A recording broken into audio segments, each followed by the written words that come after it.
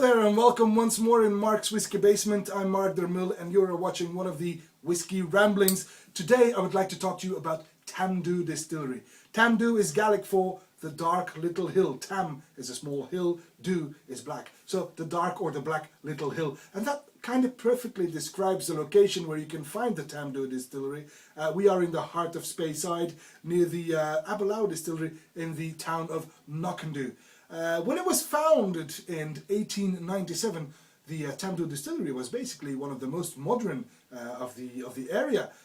It lacks the typical pagoda roofs on top of the kilns, but they were pretty modern. They look a bit like a factory, you know. They have their own malting floors. They use a Saladin box for their malting, or at least they used to, not anymore, but they used to for a very long time, up to 2004 if I'm not mistaken.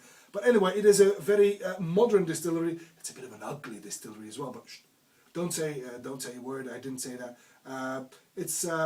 Well, it looks a bit like a factory, an industrial kind of distillery. So not very pretty. But anyway, they do make very good spirits, and proof of that fact is that it is a signature malt, or at least one of the signature malts in many a blend. For example, Dunhill, which is pretty popular in the United States, but also, for example, Cutty Sark, a blend that's been around since the early 20th century.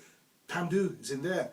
Also, the famous Grouse, one of the best-selling blends in Scotland and in Holland as well, contains Tamdhu. And then finally, Tamdhu is also put in the, that's this one, JMB. And well, I just saw on this label here that JMB means just Geranium Brooks. I always thought it was junk and bullshit. My mistake. Anyway, it's not one of my favorite blends, as you've gathered already. But anyway, we're talking about Tamdhu, and it came as a bit of a surprise when the owners of Tamdhu Distillery, the Edrington Group, announced in 2010 that they were going to close down the distillery, or at least mothball it, which they did. They had to rebalance their distillery capacity, basically meaning we're focusing on our other brands because of the economical crisis. It happens. So they started to focus on their other three brands, which is, of course, the Glenrothes, the Macallan, and Highland Park. So Tamdhu is on the market. They're mothballing it, but it didn't last long because luckily there was Ian MacLeod Distilleries. Ian MacLeod already owns Glengoyne Distillery in the Highlands, and they sought out the Edrington Group to come to some sort of an agreement, and apparently for some undisclosed amount they were able to purchase the distillery and the remaining stocks. So there will be some new single malts coming soon. We hope it will be good. If they're doing the same thing to Tamdhu than they did to Glengoyne, then we shouldn't have too much of a problem. Today, there isn't much of single malt Tamdhu available anymore. There never was. It only came out in 1976 as an 8-year-old. Only 3 years later it was replaced by their 10-year-old. But those are hard to find now. At this moment, they only have a no-age statement entry-level malt. They have the 18-year-old and the 25-year-old. And that's it. What I would like to taste today is the 18-year-old because I find it to be a little more attractive than the no-age statement.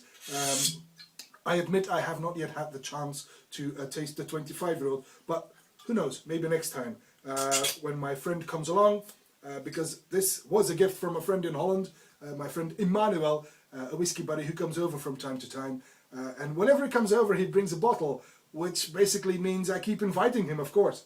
Tamdhu 18-year-old, it's the new packaging. The previous one was not as pretty as this one, I believe, but, well, you know, I like my packagings, there's nothing wrong with that, although it doesn't say anything about the contents though. This is their most recent bottling, an 18-year-old, which is bottled at a 43% ABV. It's got a nice, almost bronze, slightly amber colour. I like that. It's not bad at all, actually. Yeah. This is very soft and sweet. It's got some apples and pears, white fruit,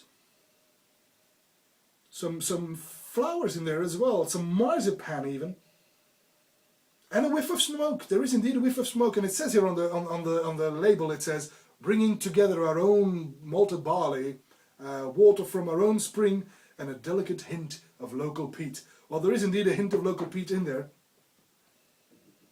which gives us a nice edge. But still, the whole nose is rather how to put this polite. It's rather uneventful, unharmful. It's harmless. Yeah, let me put it that way. I'm not there yet. It's not really that inviting. I was expecting a bit more, I must say. Mm. Mm. Mm.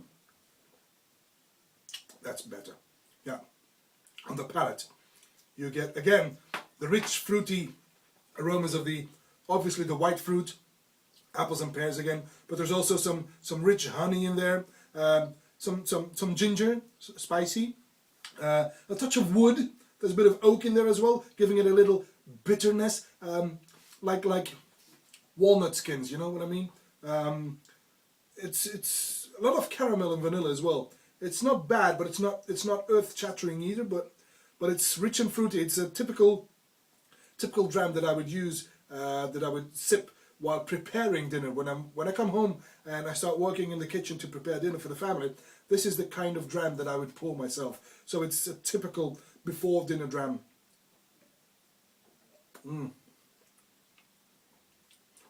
It's not spectacular at all, but it's more than okay. More than okay. It's very good actually. Like I said, the finish on oak and caramel and some honey is rather short, but it's a very pleasant dram. Something you can sip while playing cards or, like I said, preparing dinner. It's around 40 euros, which is quite alright, and much more interesting because it's got a bit more punch, a bit more body than the no age statement version, which is around for 25 euros, if you can still find it. But this one is much more interesting. So if you want to try Tamdhu, I would suggest the 18-year-old to go to. So, like I said, the Glengoyne distillery is now in the hands of Ian MacLeod Distillers, and they've done a fine job putting Glengoyne back on the map. So hopefully they will do the same with Tamdhu, so that we may have some very nice Tamdhu whiskey to look forward to. That's it for this Whiskey Rambling. Next time around, however, we will be going on tour, because the next time there is the Whiskey Festival in Belgium. That's something to look forward to. It's here in Ghent, right in my neck of the woods, so we will be visiting that distillery, that Whiskey Festival, I'm sorry. I'll be taking along my camera. Maybe we'll do some interviews as well with the whiskey business people, let me put it that way.